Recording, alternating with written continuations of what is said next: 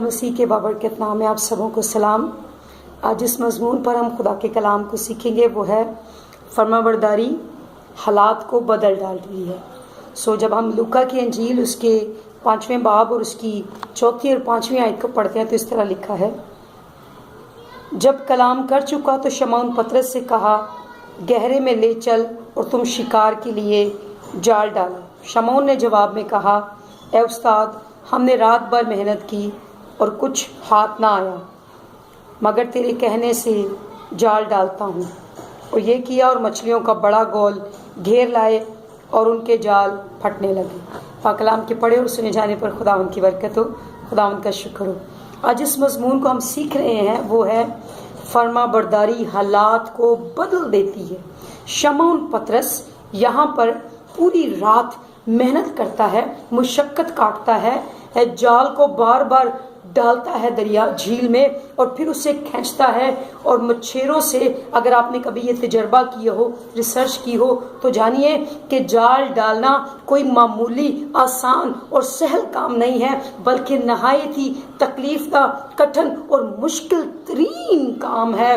और जाल क्योंकि एक बहुत वजनी चीज होती है और उसे झील में डालना और फिर उसे निकालना, उसे खींचना एक बहुत ही मुश्किल तरीन काम है। और शमौन पतरस रात भर ये काम करता रहा है और अब वो थक चुका है, अब वो चूर हो चुका है, अब वो मायूस हो चुका है, अब वो परेशान हो चुका है, उसे माशी परेशानी तंग कर रही है। लेकिन खुदावंद यीशु मसीह के कलाम को सुनने के बाद, जो भीड़ के साथ वो भी सुन रहा था, उसे सुनने के बाद एक एतकाद, एक भरोसा, एक यकीन, एक यीशु की शख्सियत पर एतमाद का इजहार हमें नजर आता है कि यीशु से कहता है, जाओ मेरे साथ गहरे में चलो और अपने शिकार के लिए जाल डालो।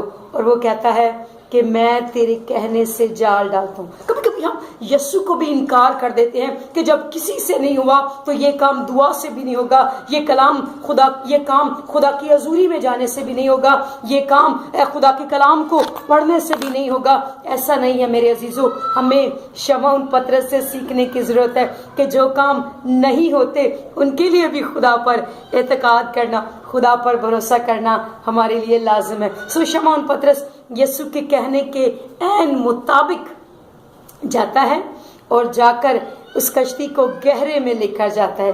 यीशु मसीह की हजूरी उसके साथ है, यीशु की मौजूदगी उसके साथ है, यीशु की प्रेजेंस उसके साथ है।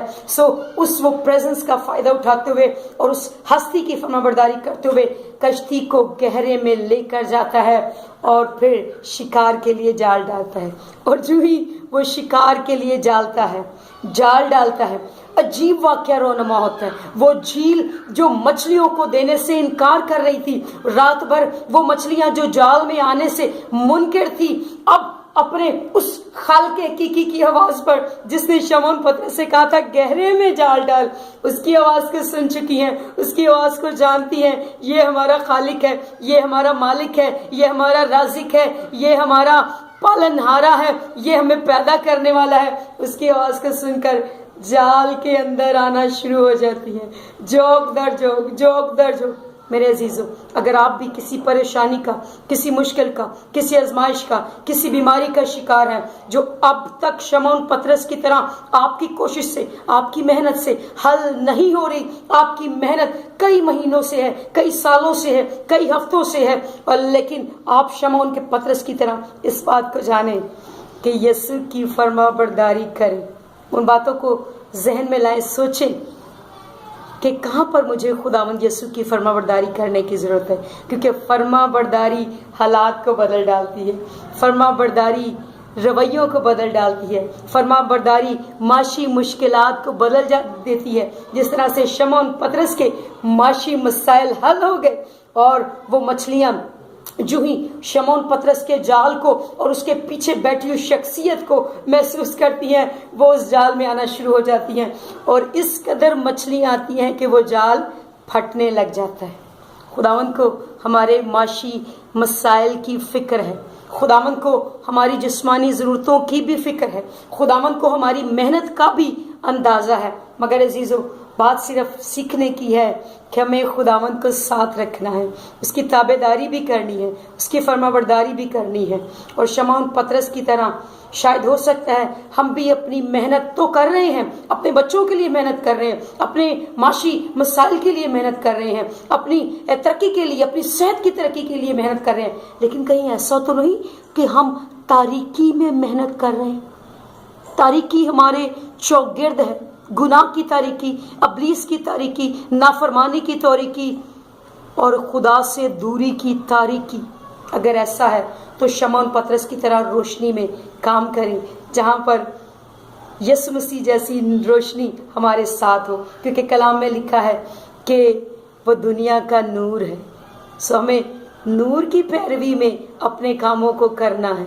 अगर हम उसके बगैर मुशक्कत कर रहे हैं तो शायद हमारे बच्चे भी ना सुधरें, शायद जिन पर हम बड़ी मेहनत कर रहे हैं, जिनको हम तालीम दिलवा रहे हैं, जिनको हम कोर्सेज करवा रहे हैं, कल को वो हमारी रिस्पेक्ट ना करें, हमारी इज्जत ना करें।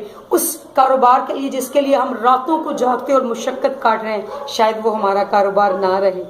लेकिन अगर हम चाहते हैं कि हम शमौन पतरस की तरह बढ़ें, तरक्की करें और शमौन पतरस की तरह माशी ज़रूरतें हमारी पूरी हों और खुदावंद मौजज़ात करे हमारे लिए और हमारे जालों को भर दे, सेहत के साथ, सलामती के साथ, बरकत के साथ, खुशियों के साथ हमारी ज़िंदगी के जालों को भर दे, तो ज़रूरत है कि हम उसे अपनी कश्ती में इनवाइट करें, अपने घरानों में इनवाइट करें, अपनी ज़िंदगियों में इनवाइट करें, ताकि खुदावंद हमें शमौन पतरस जैसी बरक़ात से नवाजे। हमें मायूस नहीं होना अपनी परेशानियों को देखकर, दुखी नहीं होना अपने हालात को देखकर, अपनी सेहत को देखकर। अगर आप किसी भी परेशानी का शिकार हैं तो शमौन पतरस की तरह यीशु को दावत दें, उसे कहें आ मेरी दिल की कश्ती में, आ मेरी ज़िंदगी की कश्ती में, आ मेरे हालात की कश्ती में, आ मेरे फाइनेंशियल स्टेटस की कश्ती में, आ मेरे कारोबार की कश्ती में, ताकि तेरे आने से मेरे भी हालात बदल जाए, मेरी भी ज़िंदगी बदल जाए और मेरे भी खाली जाल जो हैं वो भर जाए, ताकि मैं खुशियों से भर सकूं, मैं खुशियों से मामूर हो सकूं और तेरी बरक़ात से लुत्फ़अंदोज़ हो सकूं। क्योंकि खुदावंद की यही मर्ज़ी उस वक्त शमौन पतरस के लिए थी, आज मेरे लिए और आपके लिए खुदावंद की यही मर्ज़ी है। वो हमें बढ़ना चाहता है, वो हमें बरक़ात से मामूर करना चाहता है, वो हमें जिस्मानी और रूहानी दोनों बरक़ात से बढ़ना चाहता है, बशर्ता कि हम उसकी फरमाबरदारी करें, हम उसकी ताबेदारी में चलें और हम उसकी आवाज़ को सुनें और रोशनी में काम करना, नूर में काम करना सीखें। खुदावंद इस कलाम के वसीला से मुझे और आप सबको बरकत बख्शे। आमीन।